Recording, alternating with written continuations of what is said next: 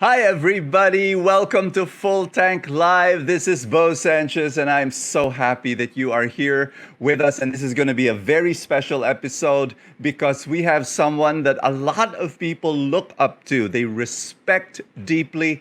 And he is also a man who has entertained so many people and informed so many people, educated so many people. I am talking to the Filipino British journalist in the automotive, specifically there. You know, every time when we're going to traffic, we're thinking, oh, what does this man have to say? He is no other than James DEAKIN. I really got to work on the whole rebranding thing here. You know, I don't want to be the first thing people think of when they think of traffic. You know, you got some problems here, brother Bo. I need a marketing makeover. Hey, James, thank you so much for saying yes to this. You're welcome. And just one more thing I need to get out of the way. I've been following you for over 20 years now. Oh, gosh. No, I'm serious. This is a true story. When I first landed here in the Philippines, back, because I'm from here, but I spent time away. I landed back, and one of the first things that somebody gave me here, which was my father-in-law of my brother, he gave me your book. And I read that book, and ever since then, I've been following you, and I only have one question. How come you got Brother Bo and I got Tito James? That doesn't seem fair either. So I just wanted to get all these out of the way. All these imbalances of the universe, traffic, Tito. You see where I'm going with this, right? Yeah. I don't want to start on this note of complaining, but there's inequalities that need to be addressed. It's so good. It's so fun just being able to watch you on the internet, and then of course when you get interviewed by like Senate hearings and people see you, and I watch you and I say go go go. Yeah, because you're very intelligent, and then you communicate so well, and that's so super good, and you're fun. So love that. Thank James, you. before we go on, and I have a bunch of questions, but what I usually love to do is just let my guests speak and share their story, because I know a lot of people can identify with your story. I know a bit of your story, and I know that people will be very inspired by what you went through. And if that's okay, if you're game with that, I'll just let you speak about your life story, the road trip of James DEAKIN. You've come to the right place. There's a saying, my family say I can talk under wet cement or talk underwater.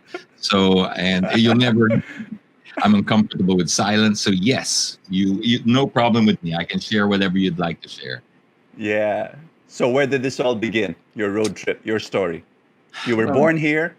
I was born here. Okay, I'll just give you a quick overview of So I'm born here to a British father and a Filipino mother. So I like to say made in the Philippines with imported parts. Hard. So my father was with the airlines, with Cathay Pacific. He came over here in 1969, met my mother, who was working at the Hilton Hotel. Whirlwind, fairy tale, romance, the whole, it was perfect, that scene. And then I was born here, two brothers. So we're three boys in the family. My two brothers are twins. They're older by 2.5 years. And we grew up here till about, I think I was 14 when I left. And the reason we left was, the marriage didn't last, sadly. The fairy tale ended after about 11 years. And my father went back to the UK. After a long time there was a lot of problems between the two of them. And then my mom was a single mom with three boys, and we were all teenagers. I was 14 and my brothers were 16. You can imagine the kind of handful that would have been. Yeah. Her parents had migrated to Australia with her brothers and sisters, and they're like 10 in their families. That's a big migration. Yeah. So there was a lot of pressure from that side to move over and migrate from her parents, saying, listen, you have three boys, and it's going to be tough being a single mom, and this is the land of milk and honey, the land of the free, and all the sales pitch. They gave the infomercial, basically. of Australia, which is not hard to do. It's a beautiful place. Oh yeah. And then we moved. We moved right at the height of the 1986 Gulo. You know, there was a Yeah. revolution, That's there was right. a new government, and the visas got approved, and so we moved. Spent 12 years there in Australia. Wow. So Wow. that's where I think I developed the formative years for the Philippines, the family values, and those values were created here.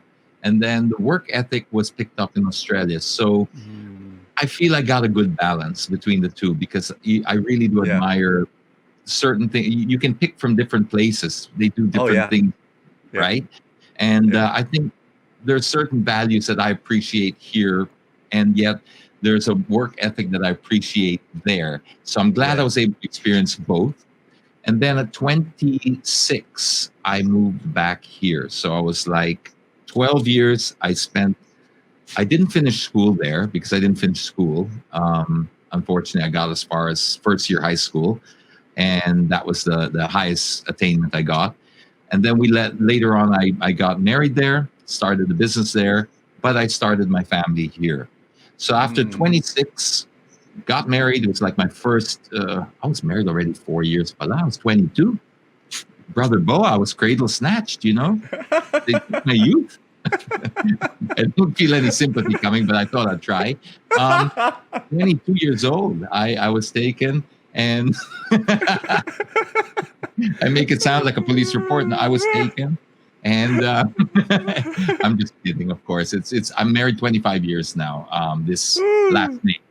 So we arrived here back, and it was just about my mom had moved back, my brothers had moved back. So Oh. there was a migration back to the Philippines. I was the last Yes. guy left in Australia. Yeah. Okay. Mother went on this whole, oh my gosh, my mom's the best salesman on planet Earth. She, especially when it's trying to get the bunso, the last duckling, as she says, you know, to bring back to the nest. Brother Bo, she worked hard, man. She pulled out all the stops. She gave the full pitch, and she wouldn't stop till I moved back. And Wow. eventually, like any good son, I caved in, and I moved back to the Philippines to get started again and pursue my passion for radio and broadcasting. That's That right. was really what was the swing, was to bring me back, because I was in Australia. It was great, but it was very difficult to tap into that because there's so many reasons. Radio, you needed intensive study, I think, you needed experience, and you also needed the right accent. You know, you couldn't speak. You got to speak like this, right? You could go on the air and speak like you got to speak like an Australian. So I couldn't quite do that, and I didn't have that Australian broadcaster's voice, so I found it hard to crack in. But in the Philippines, my Yeah. accent was more universal, That's and I right. picked up a job here doing radio, and that was where it all started in 1999. Was when Okay. the next chapter of my life, which is I think where we should focus on, I guess, was that Yes. 99 radio station.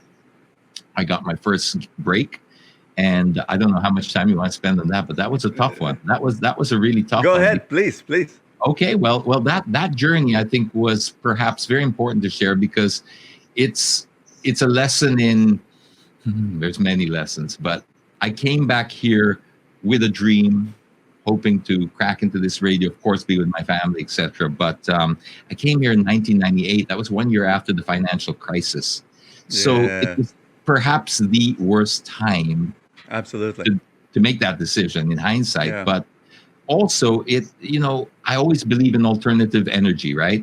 Just because something's bad, you can use it as fuel for something else. It can motivate you, right? That's right. So that desperation that I found myself in was the kind of motivation I needed to really dig deep and see what I was capable of. Because Yeah. in Australia, I'd gotten to this comfort pattern of Mm. I know that I can get work. It was just no matter what happened, I had that confidence that pick up the Wednesday paper, all the jobs are listed down. If I would just call about 10 of them, I'd get, Yeah. let's say, 8 interviews out of that. Out of the 8 Yeah. interviews, if I didn't have 3 jobs to choose from, at the end Yeah. of the day, it's my problem, not theirs. When I came over here, all that reversed because Yeah. I'd lost that footing. I felt like a foreigner in my own country again. Yeah. And I was now at the mercy of other people. And Now I needed to be introduced. I couldn't just pick up the paper and Wow. apply as a waiter. Because I was working blue collar stuff over there. It's different. I Yeah. trying to apply at a fast food restaurant here is not as easy as applying in a fast food restaurant in Australia. Especially if you look Yeah. like this. There's a bit of a disconnect. Like Yeah. are you sure you're lost? So it created a situation because I was getting desperate, but people think, no, you don't look desperate. You look like somebody who came from Forbes Park, so you're okay. Yeah. No, I'm not Yeah. okay. You don't understand. I'm not. I need to earn. I need to do this. So that was, Wow. but Wow. James, eventually, before you continue, I just want people to get an idea what kind of work you had. You said manual work, so can you just share a bit about that as well? okay. I started out as a dishwasher at 14. That was my first job. And I did that until I got my grand promotion to assistant waiter. And then I eventually cracked into waitering. That was the big time because I was like, now I had a bow tie and everything.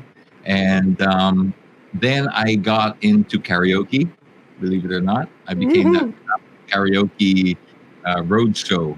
I started my own show with my brother-in-law, whose name was Dean. So it was the James and Dean show. Uh, Okay.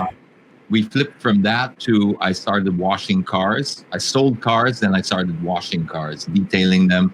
And I had a small little business with a trailer that I put on the back of my car, and I would drive around and clean my customers' cars. So it was me washing them and doing the detailing. And Wow. so that was my last job in Australia was washing cars. And Okay. before that, it was anything from construction to anything that would come along. But the easiest ones to get were bartending, waitering, anything in the hospitality industry, and every now and again construction when things got tight. That they paid very well. So that was my background in manual labor or blue collar, as they call it in Australia. Yeah. And then Yeah. coming over here and trying to start something completely Yeah. different, space of Yeah. broadcasting, um, was I went and applied at all the radio stations and never got a call back, never got any, Wow. nobody wanted. Whoa. Yeah, I was sending Uh, cassette tapes. I don't know if you remember yeah. those. You do. Yeah. Absolutely. You used to send your demo tape and stuff. Uh, Voila, nobody. It was hard. It was hard because I didn't have contacts. I didn't have anything to any connections, and it was yeah. very difficult to reestablish that.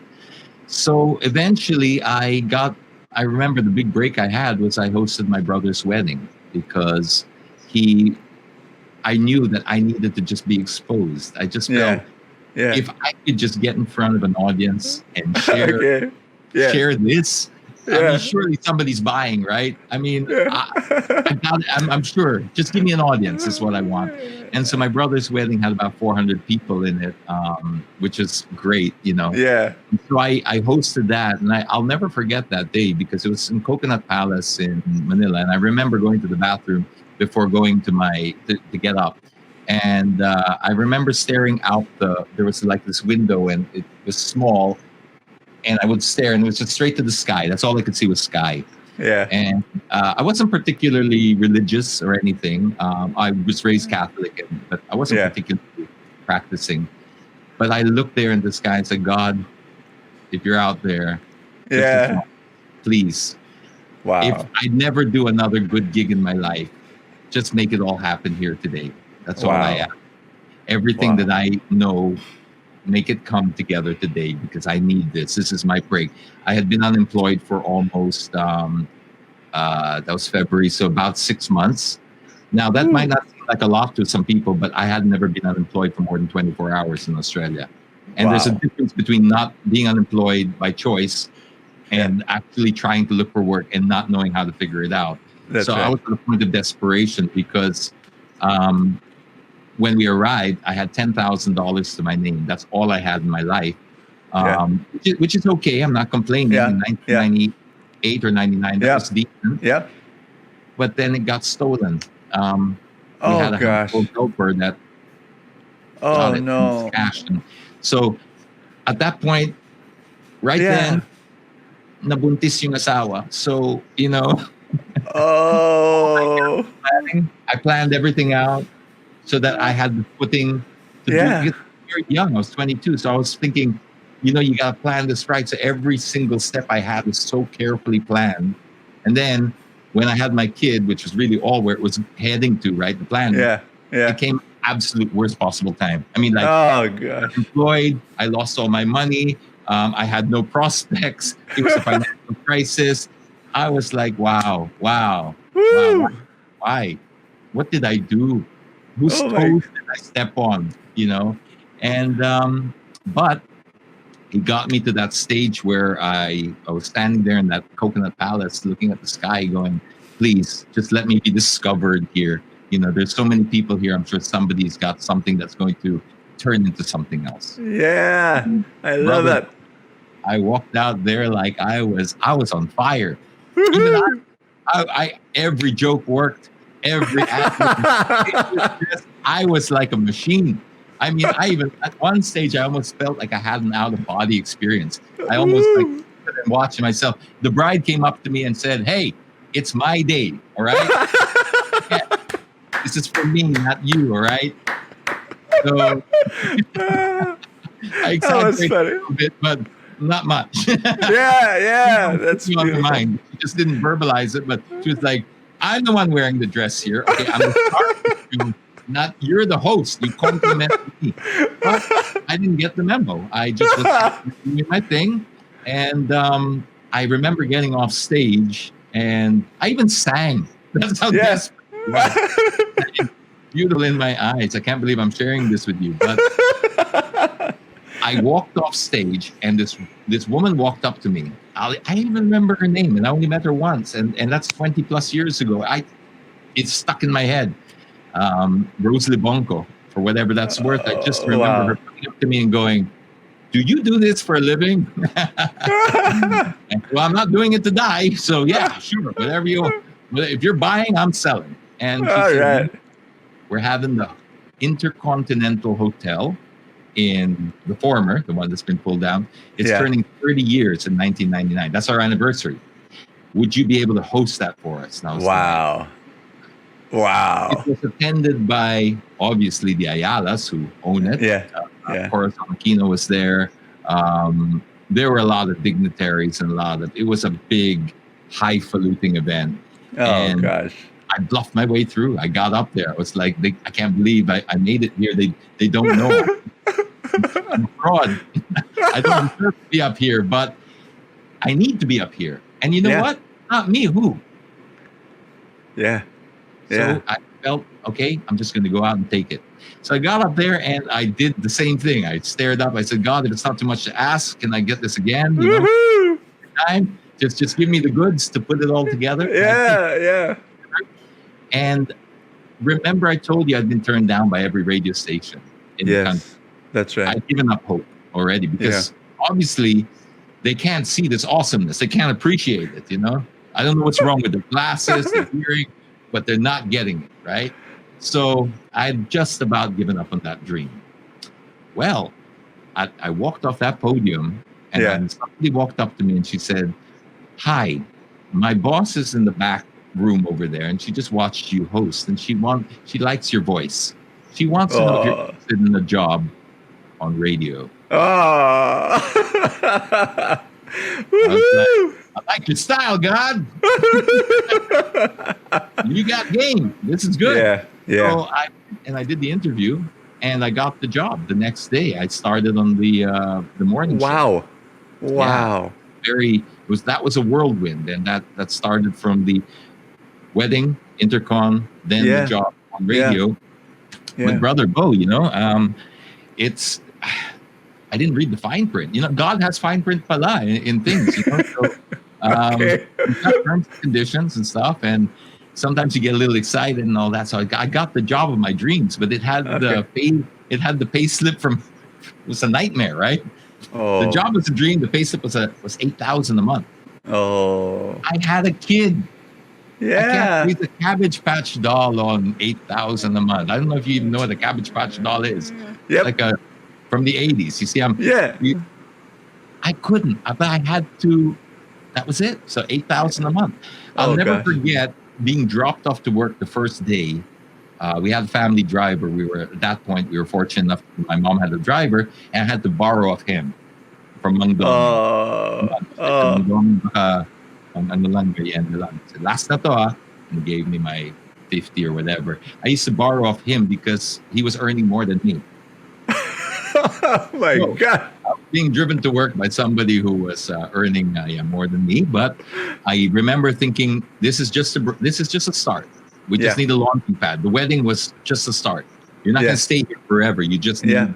an audience. You need to get out there, be exposed, practice, do your thing. So I remember telling myself, I will never have a month where I earn 8,000. Yeah. That's my promise to myself. Wow. That's what they pay, but that's not what I'm going to earn. I guarantee you, that's not what I'm Beautiful. going to earn. I will find a way, whether if I have to sell Globe Smart Sun, whatever, I will make ends meet, right? So this is going to happen. And so I just invested in that. I invested in the radio, but for 2 years, I did that. And I loved that job. Brother Bo, that job was me. That was my heart. Everything was there.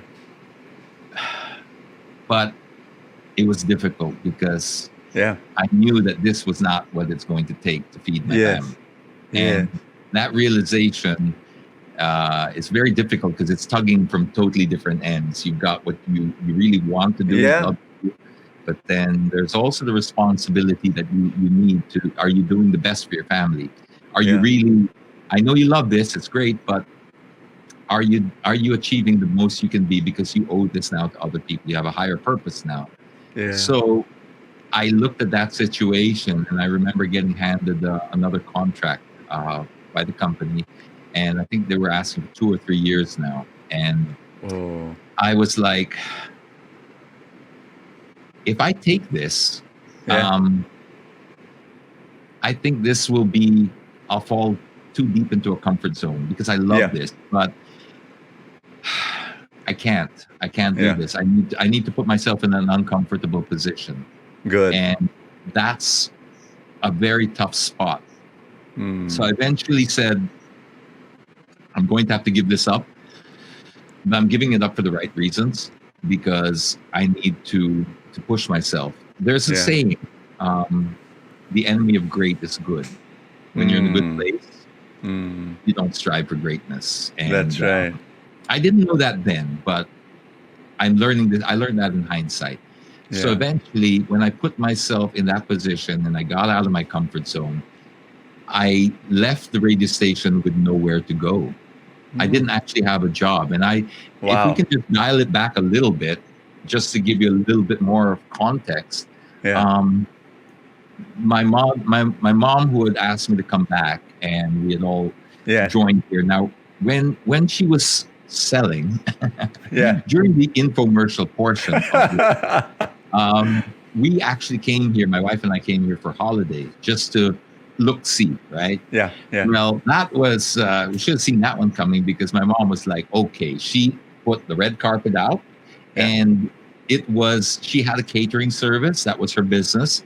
So you can imagine in her house, she had like fully trained waiters and waitresses because this was So in the morning, they would wake up and I had a silver tray with a starched out uniform of a waiter serving my coffee. I mean, it was over the top, you know, it was a full-on pitch, right? And you can get used to that, especially when you're from a you're washing your own dishes, chores. And I remember every day for like 2 weeks, you know, my laundry was perfectly folded. I would have this joke now, I would throw it, my shirt from the shower, it wouldn't even hit the floor, it would be picked up, washed, ironed, folded, and end up back in the thing in one movement. It was like Cirque du Soleil for housekeeping. It was amazing. And I remember thinking, wow, this is just, I turned to my wife and I said, what are we doing in Australia? I feel so common here. And she goes, I'm royalty. Yeah, right? It's like coming to America from Eddie Murphy, that movie where you feel like, this is my element. So my mom had a house in Ayala, Alabang at the time. Remember, she just moved, moved. So started her business and all that.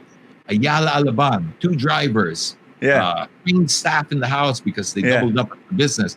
So I was like, are we crazy? There I am washing cars in Australia. So I sold everything up. It Wow. took me about 4 months or 5 months Yeah. to wrap up. Yeah. And I was back here living. Yeah. When we arrived, there was no more Ayala Labang. Oh. We had downsized, and then the Yeah. business turned. So Oh. it went from that to eviction because it happened very fast. Oh gosh. The financial crisis hit very, very hard because her Yeah. business was in the business of these were luxuries. You know, when you had home Yeah. catered parties and 1,500 pesos per head type of affairs, those are the first to go. Yeah. And reality bit really hard. And I'll never forget the day when we were evicted and I literally had no place to go. It was the scariest moment of my life because I had Wow. a kid and I literally did not know what to do. I was like, okay, my family were also in the same situation. So none of us really, we're just all stuck. My brother, who we were living with at the time, Yeah. just also, it was a perfect storm. He had a drama with where he worked.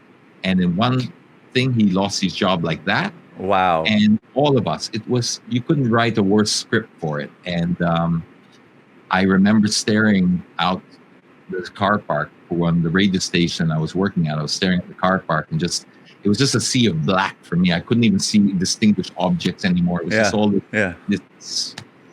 And my boss walked up and she said, you know, are you okay? You know, penny for your thoughts type of thing. And I was like, no, I'm good. Because of course you never reveal and you just, you know, and she said, I said, no, I'm just, you know, house hunting. I'm looking for a place to live. And she was like, oh, okay. how exciting. Oh, love house hunting. Oh, this is so cool. It's like, you were on totally different things right now.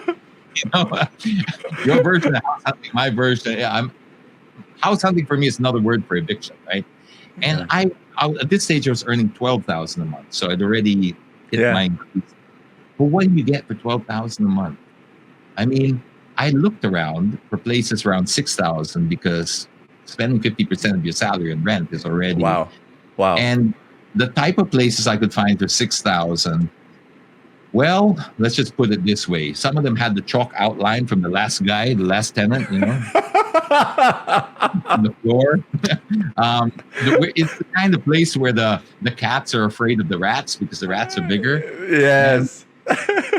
Staring out going, you know, as sad as this is, I can't even afford that.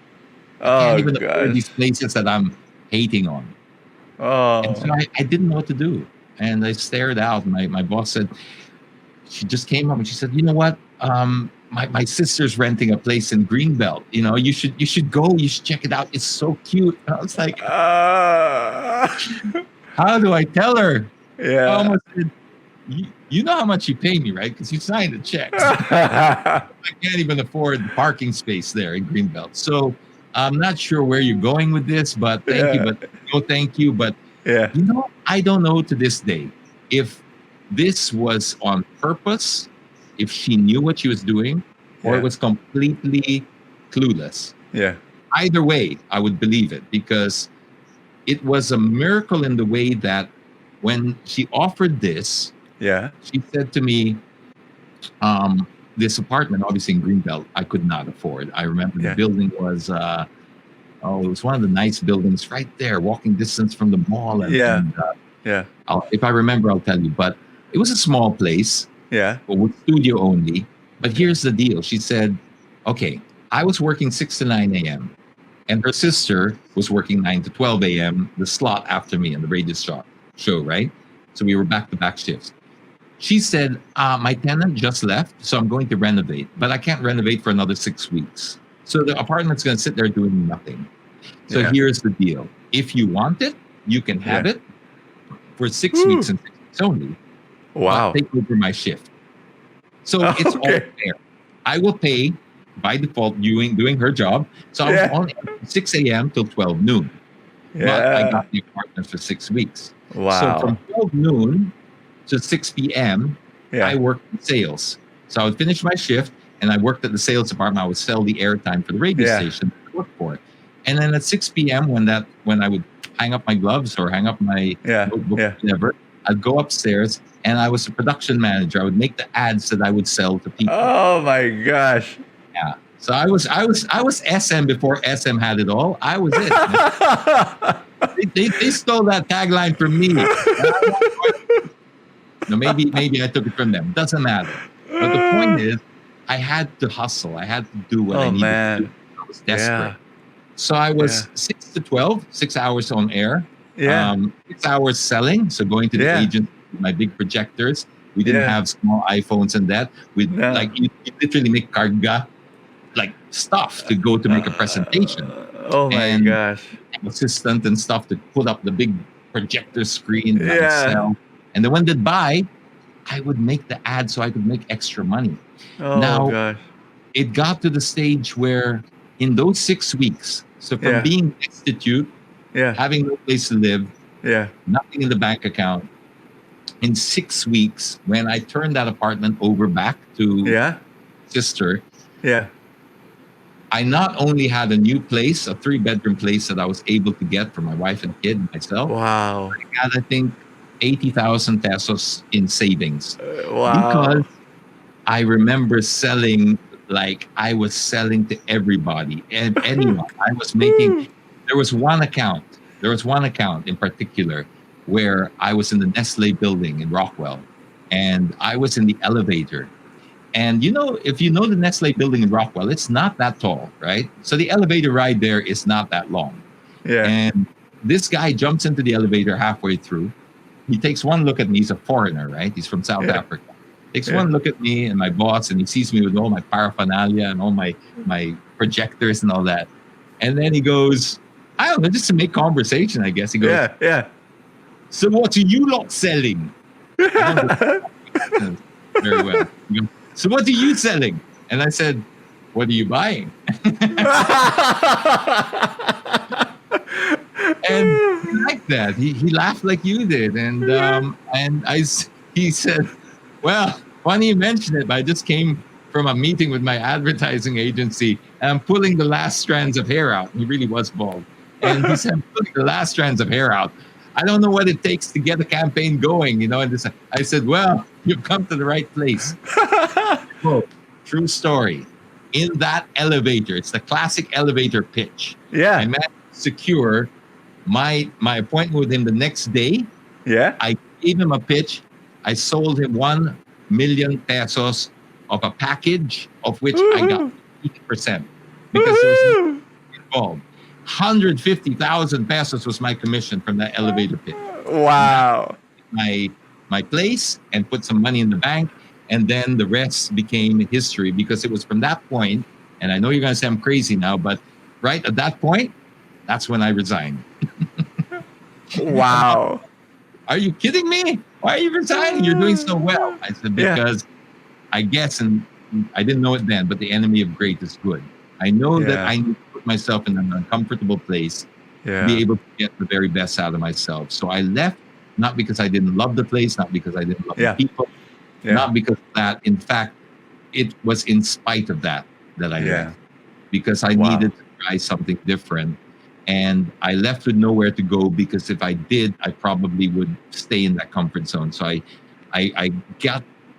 left. I had about 80,000 or something that not to play with because you're not playing. This is this Meralco. There's everything that's going to last you a month or two. Yeah. So I left, but then I sent out this energy to the universe, I guess. Yeah. And I got a random phone call from a childhood friend. Who said to me, "Oh, James, you've you always loved cars as a kid." I said, "Yeah, that's my I love cars. I just can't afford them, but love them." And he said, "I'm starting a car magazine with some guys, and I think you'd be perfect. Why don't you just contribute?" And I said, "Sure." So I wrote my first article. Remember, I stopped school at 14, so I didn't really study writing and stuff. But I thought you gotta fake it till you make it, and so I just put together what sounded good in my ears and my head. And I wrote like I speak.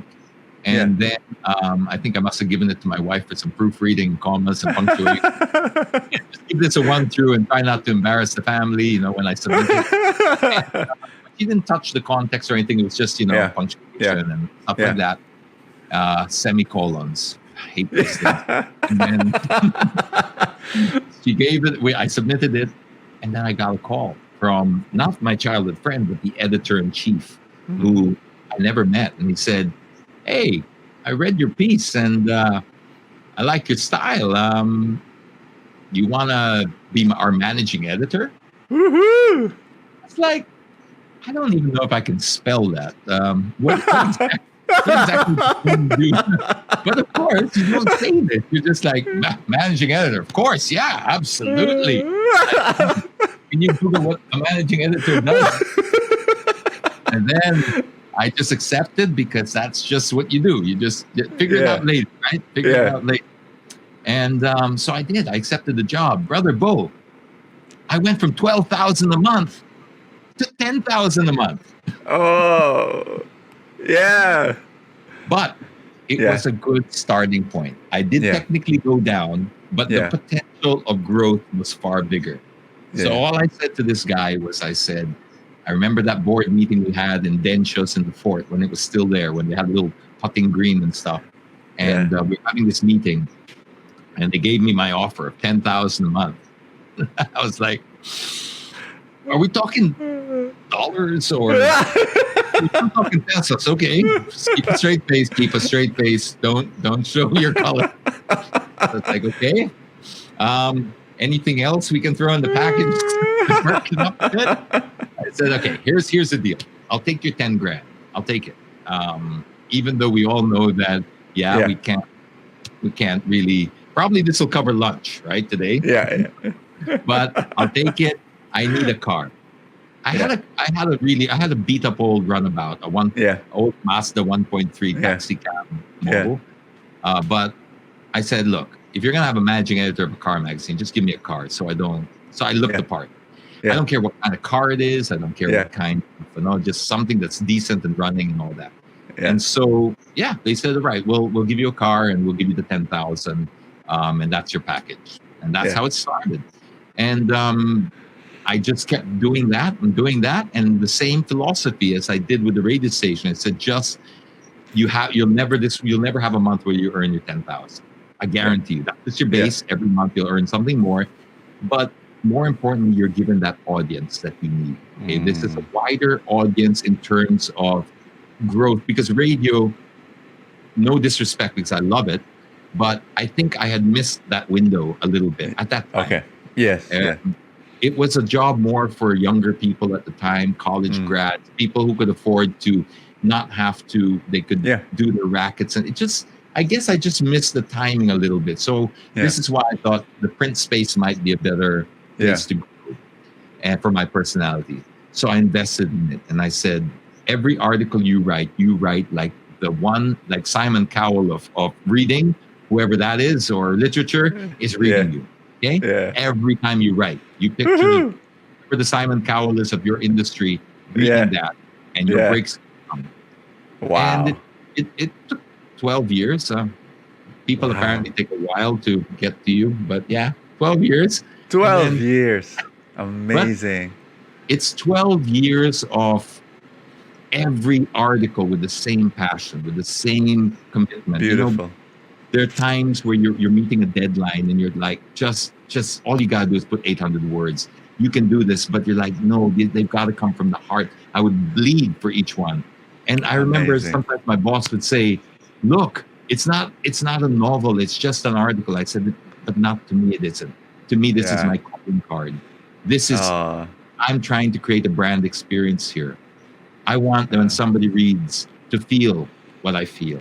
And if people talk about you and your word gets out about you, and then that one person reads you, because it's like, listen to Brother Bo. Brother Bo is so inspiring. Brother Bo has this incredible communication skills. Brother Bo is the most uplifting person on the internet. And then I tune into Brother Bo, and Brother Bo's having a bad day. And Brother Bo's saying he's giving 50% because, you know what, he gave 100% the other 100 days anyway. So but today's the only day I get to see him. And I'd be disappointed. Wow. I remember thinking, no, you got your experience. You create that experience for people, and you create that standard. So every time, Wow. no matter what, you bleed for your articles. And one day, it kind of, I hit that point where my life changed. It changed so much because I saw the world. I didn't just see the world. I got to see the world doing what I love to do. It was Yeah. my pure passion. I love cars. I love communicating. More than Yeah. loving cars, the actual object of cars, which Yeah. I love, Yeah. Yeah. it's being a chance to communicate something that I love, or being able to interact with people. And I just Yeah. had this medium that gave me that Yeah. opportunity. Yeah. So doing that for about 12 years, if you think the radio station was tough, this was tougher, Oh. because this was 12 years of doing what I absolutely adored, what people in my space, men especially, were Yeah. looking at. You have the greatest job on planet Earth. Yeah. Yeah. You're literally the most blessed person I know, because you get to do all this. And what Yeah. did I do, Brother Bo? What did I do? What Yeah. do you think I did? I quit. You quit. I quit again. Oh. I quit again. Why? This time I knew. It wasn't Yeah. hindsight. This time I knew What? the enemy of great is good. I did this Oh. consciously. The first time, I won't take credit for it because I only learned that in hindsight. Yeah. But the second time, in 2014, Yeah. I said, the enemy of great is good. You're in Yeah. a good place, James. Yeah. Yeah. You're not going to be striving for greatness. Now, Wow. listen to take stock of your life.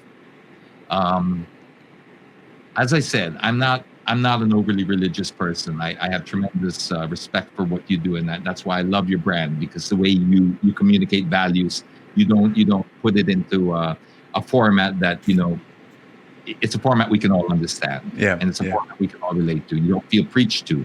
You Thank learn you. from it.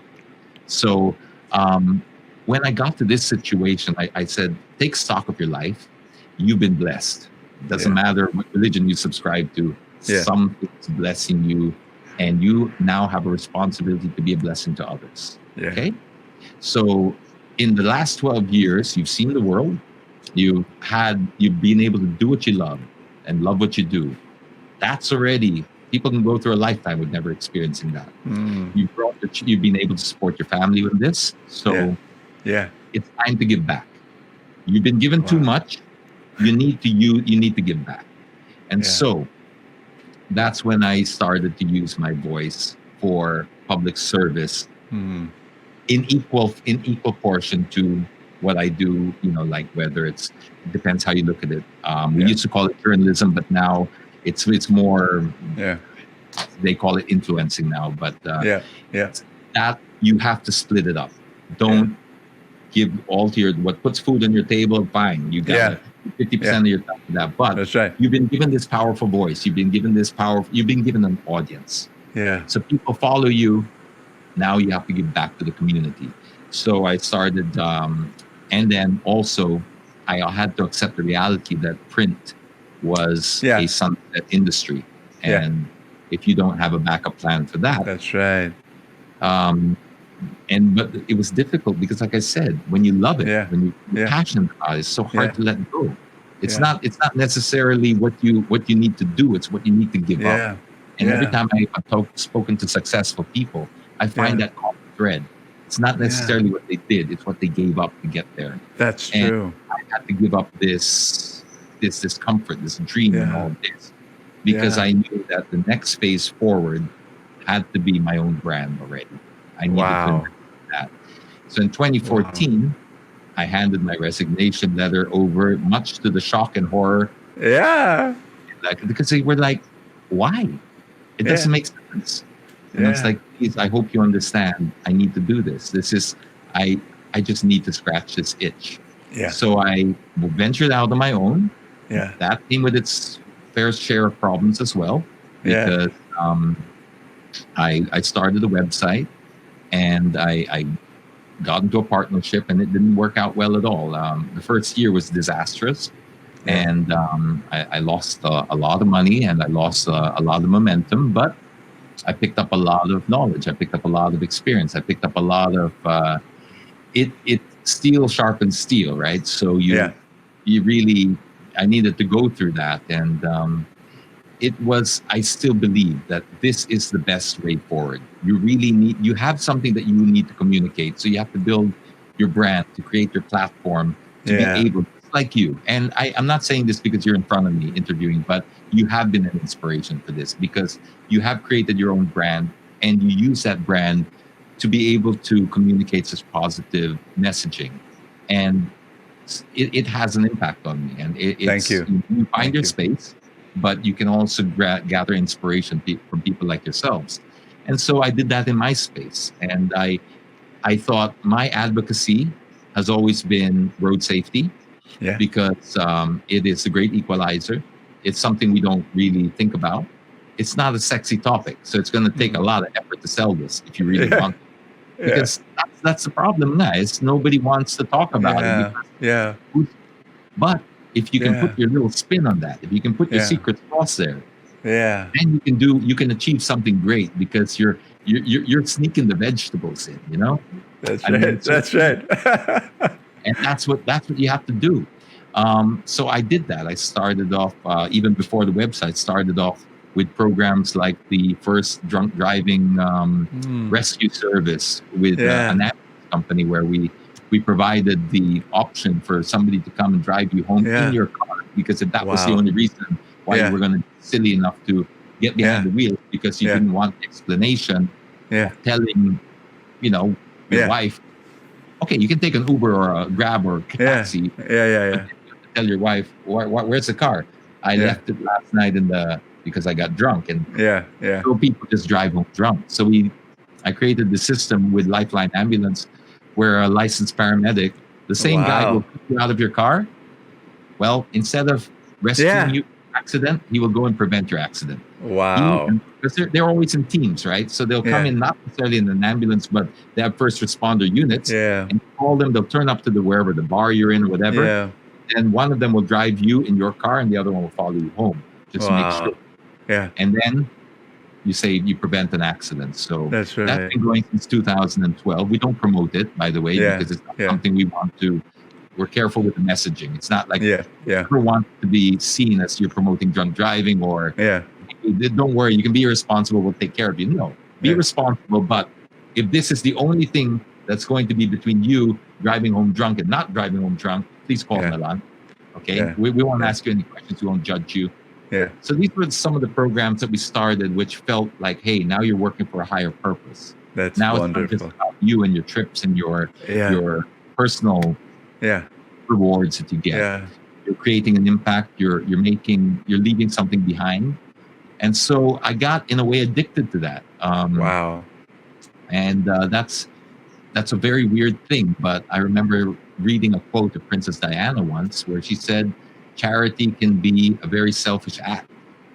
What did she mean by that? Wow. How can charity be a selfish act? Yeah. And she said because in her position, she would just have to go to Rwanda or Somalia, hold the baby, somebody take a photo, and now she's the hero and all that. And she gets all the attention and praise. And she just felt, wow, it doesn't feel right, you know? That's right. There are people who are starving, but yet all the praise Yeah. and I just held the baby. That's all I did. There's nothing Yeah. hard, right? Took Yeah. a photo. Yeah. Then later on she explained that, but eventually she found that was just what she was put here for, that she needed to use her celebrity to get those things done. So she was the vehicle, the instrument, whatever you want to call it. Yeah. And I said, well, you're no different, James. Not in the same scale. Don't flatter yourself.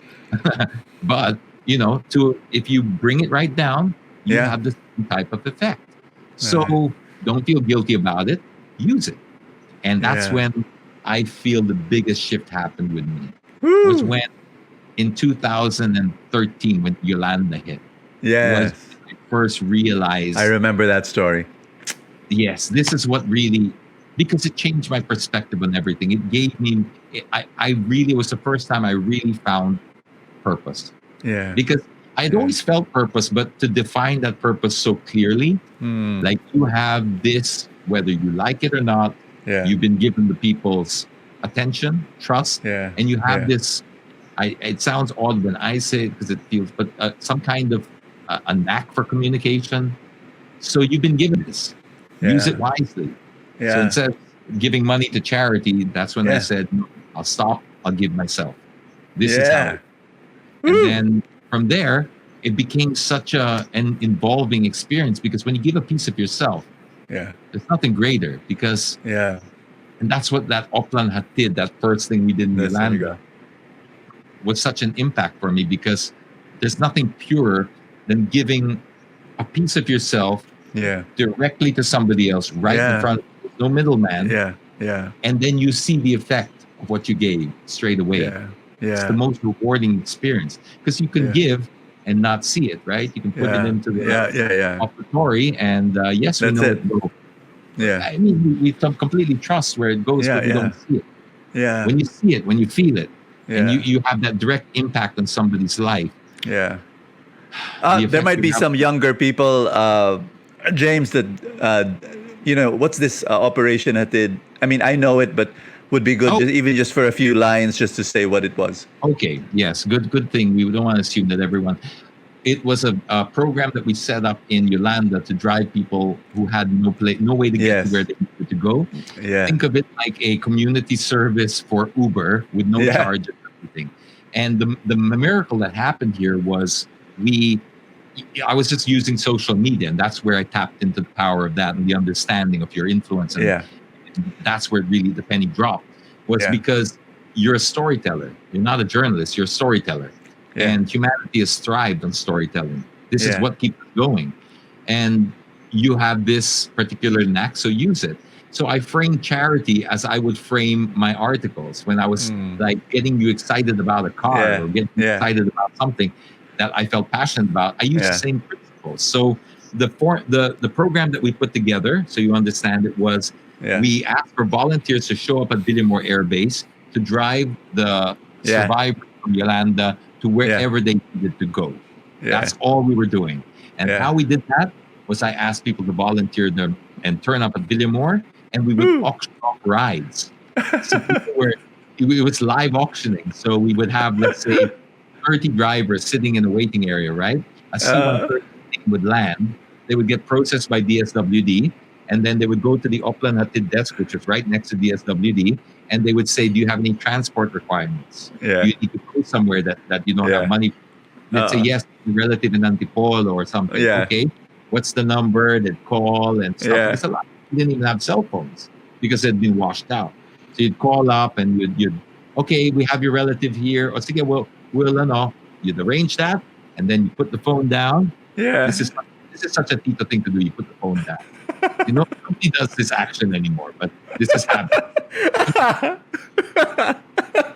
That's right. So That's right. now you picture this family of three. Okay, now we process. They need to go to Antipolo. I'll get on the microphone and go, all right, we have a family of three going to Antipolo, going once, going twice. It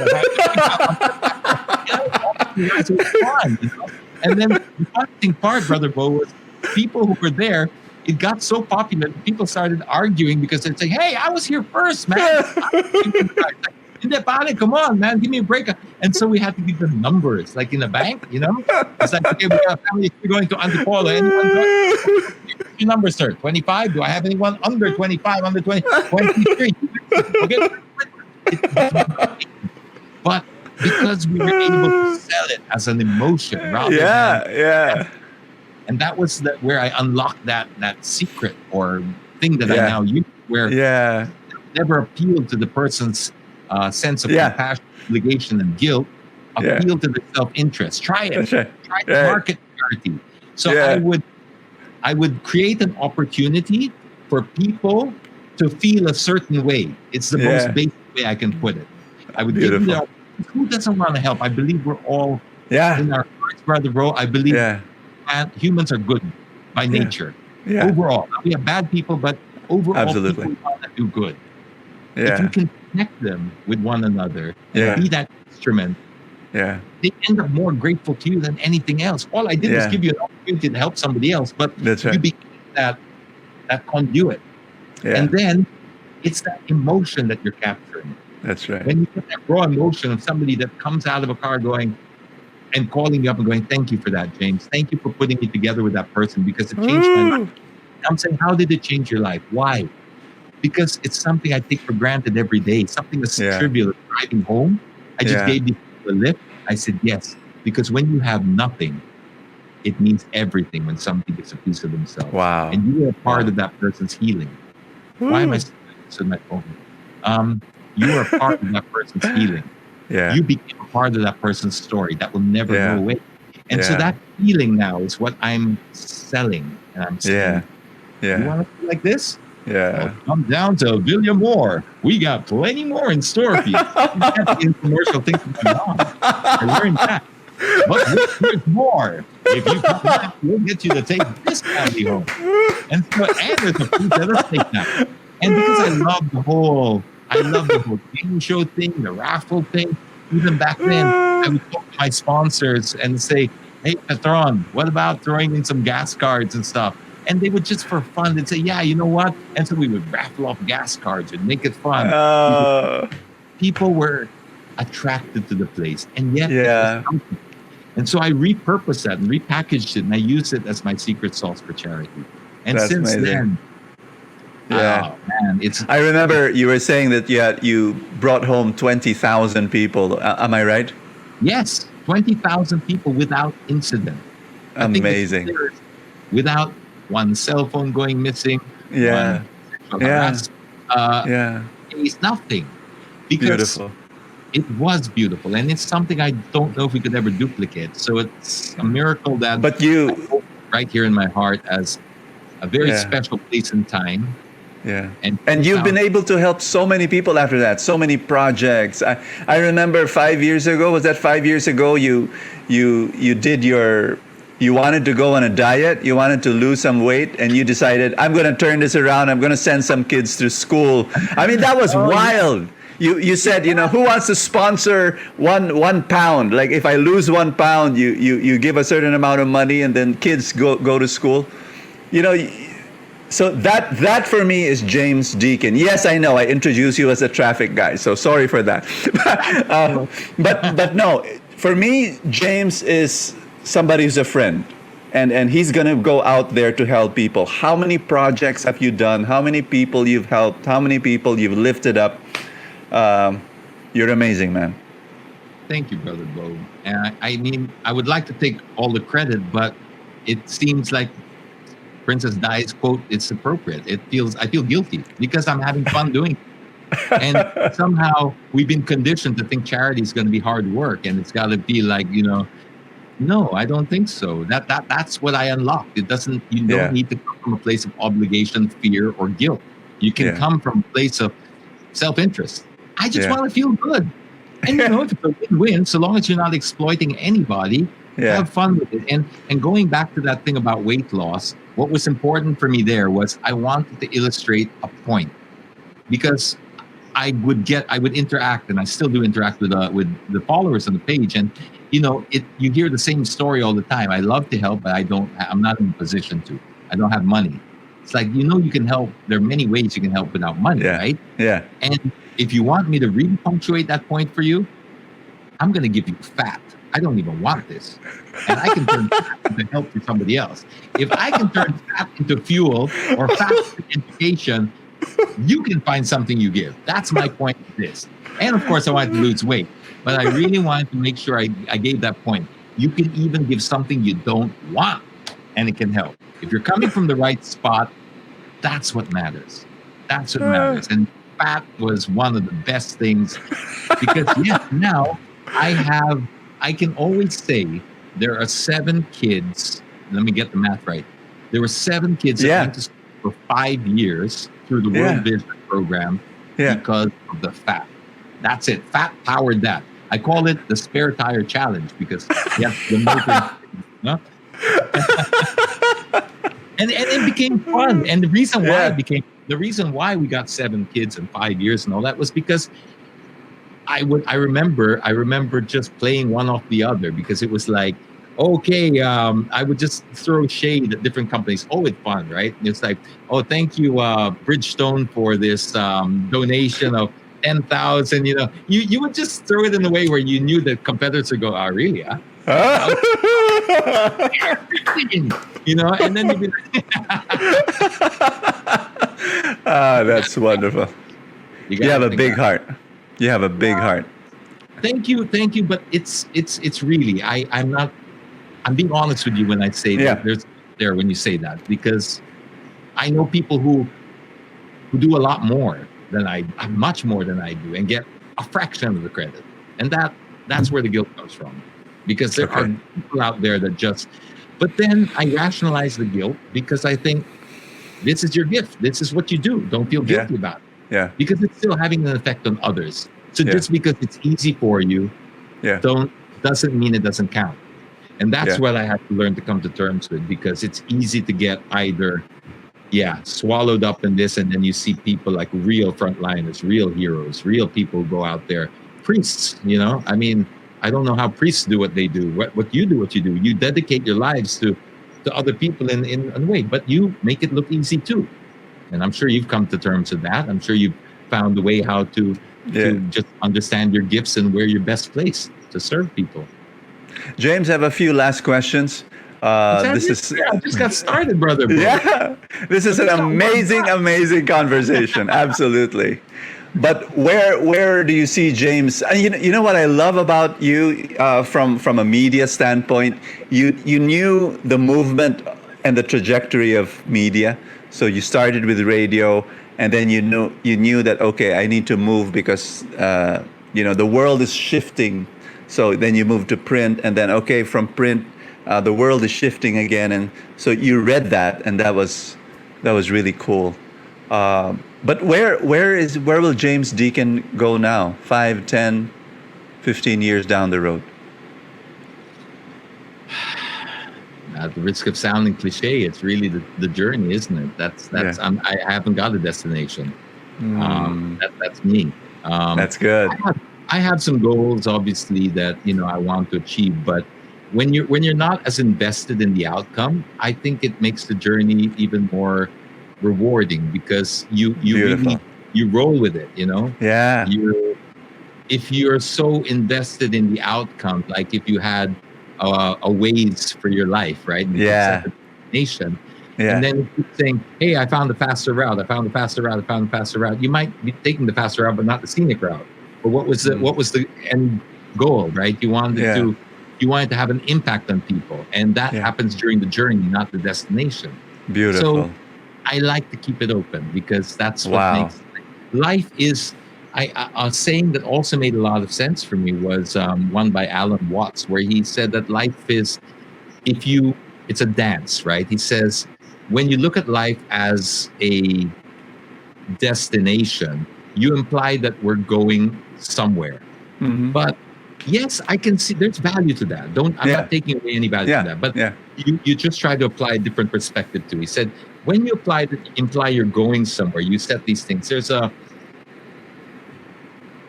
When you dance, you're not dancing to get somewhere. You're dancing for the art of dancing, for the action of dancing. Yeah.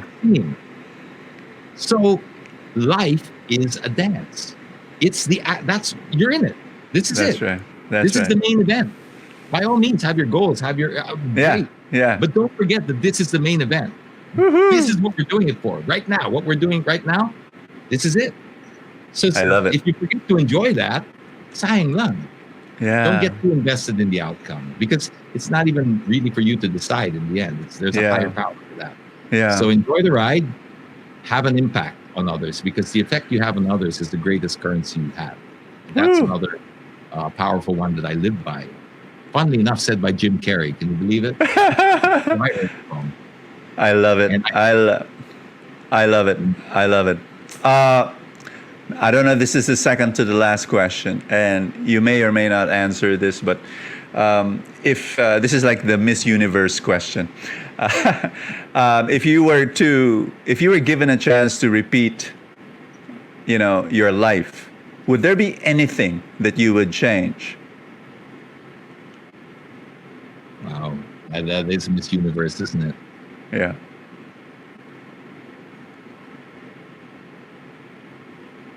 Wow, that's really no. Amazing. Even with all the take one part out, and I don't know. It's every part. All my failures have made me me, and exactly. Why would you?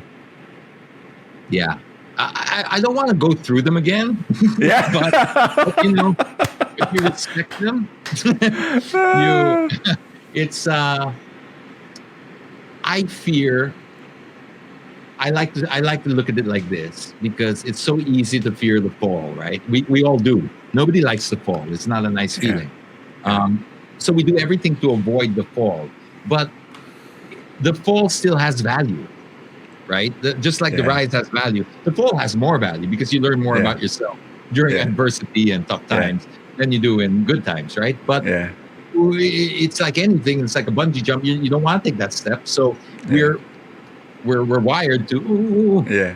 So if anything, fear the plateau, because the plateau is where that's the comfort zone.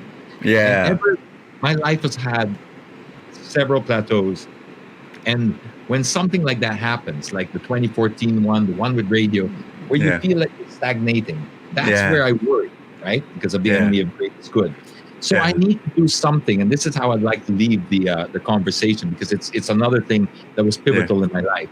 When you find yourself in a situation when you're plateauing, you gotta do something you've never done before to have something you never had, right? So you gotta look at what you can give up and take out. Because my boss once explained it to me like this. He said, you're walking around with a cup full of water, right? And you want something new. You want more water or something, but your cup is full, and you're handing it over, going, "I want water." It's like, where am I going to put it? I can't. I want to give you. Where am I going to put it? So you got to make room in your life for new things to come in. And if you take out something of your life that has no value, anything that replaces it is going to be better, right? And he said to me, think about this. Maybe smoking. I used to smoke cigarettes every day. I used to smoke 3 packs a day back in 2002. And he said, have you ever considered giving up smoking? And I said, no, why? I mean, no, it's the only thing that calms me, and it's a legal product. Leave me alone, blah, blah. And he's going, no. It's nothing. I'm not coming at you from a health point of view or any other traditional point of view. I'm coming at you from a empowerment point of view. Because every day you are imposing your will on others, whether you know it or not, right? You're selling it. You're selling your ideas, your thoughts, your word, everything, right? And there's this game going on, right? Now, me, on the other side of the table, as your boss, I look at you, James Deakin, and I see this colorful, animated personality, etc., with very big weakness. Now, all I need to do is exploit that weakness. Now, I keep you on my boardroom table for 30 minutes, and I know that you'll sign anything because you want to have a cigarette. Think about it like that. Now, if you can't impose your will on yourself, how do you expect to impose it on me or others? Think about it from a point of view. I was like, nobody's ever explained it to me like that. And he goes, have you ever considered, are you happy with where you are right now? I said, well, financially, no, it could be a lot better. He goes, okay. Well, if you take the same left and the same right every day at the same corners, what makes you think you're not going to end up in the same place? Take a left instead of a right. See, because smoking is such a huge part of your life. And that, if you can combat that. So you know what I did? I said, yeah, I'll try it. I never wanted to quit, Brother Bo. I wasn't even a smoker that was always saying, I know I should quit. No, I love smoking. And I felt and back then in 2002, it wasn't as taboo as it is now.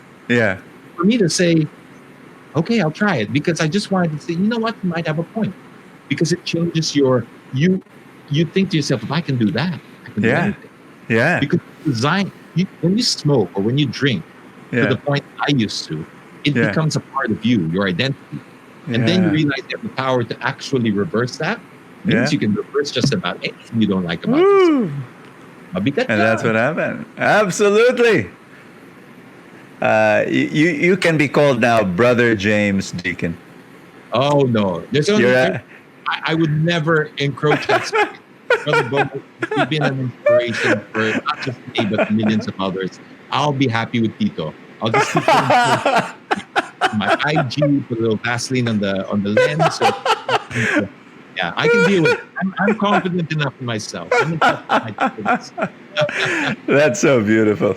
James, we need to do this again. It's like I skimmed the surface of your life, and there's so much more wisdom there and so much treasure. That is so super beautiful. Thank you, Thank James. you. I appreciate you Yeah. giving me the opportunity. I've always wanted to speak to you, and this has been slightly surreal for me. And friends, if you want to follow James, we're going to post his social media accounts there and follow him. And also, I mean, you know where to find him, but he's an amazing guy to follow. I hope that our interview gave him the other side. I mean, he shares a bit here and there, but we had this whole more than an hour conversation about his life, and I hope that that was an inspiration to you. I'd like to close in a prayer, just to pray for James, his family, but also to pray for all of you. In the name of the Father, and of the Son, and of the Holy Spirit. Amen. Father, thank you for the calling, the anointing, the blessing that you gave James and his family. Father, I pray for every provision that they need, protection for them, guidance for them. Thank you, Father, for the love that you provide. Lord, thank you for using James to be a blessing to so many people. Thank you that he is an inspiration. Thank you that he's a model. Thank you, Lord God, for using giving him a big heart to help so many people and also moving people towards that direction. Father, we thank you for this conversation. Use this video, Lord, just to bless people where they are in their situation. And Lord, we pray for everyone watching that grace be upon their lives. Thank you, Father God, for being a good shepherd to them and providing for all their needs. We give you honor and praise. In Jesus' name, amen. In the name of the Father, and of the Son, and of the Holy Spirit. Yay! Amen. James, thank you. Beautiful. Thank you. And to your entire team who have been wonderful throughout this whole thing. I hope that your blessings continue. Thank you for being an inspiration to all of us as well. All right. And there you have it, guys. James Deakin here in Fulltank Live. I will see you next time. God bless you.